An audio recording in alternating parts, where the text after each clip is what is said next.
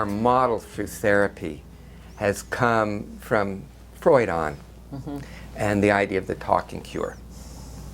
That somehow, if we talk about these things, that we'll be freed from them. And that applies to certain things. But it really doesn't apply to trauma. But of course, Freud gave up his idea of trauma and then kind of shifted to the idea of internal conflicts about, the child wanting to have sex with the parent of the opposite gender. And so he gave up on the idea of it being caused by real events where the person is overwhelmed. A person working in the same period of time did not make that same mistake. Genet, exactly. Yes, exactly. He should have followed more of Genet's. Right. But I can imagine the pressure. I mean, the idea of, the bankers and doctors, doing these things with their children.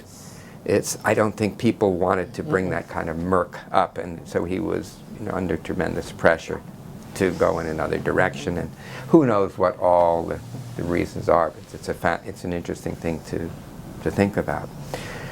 So there was either talk, where you talked about, or the reliving of the trauma.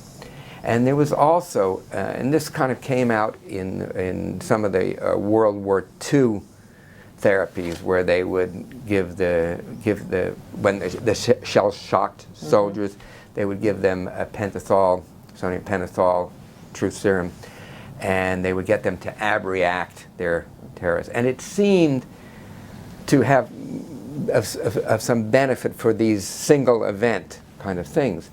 But at the same time, they just wanted to get them back into the battlefield. They didn't want them to be able to, so they did something that kind of reduced the shock for a while, enough for them to get back.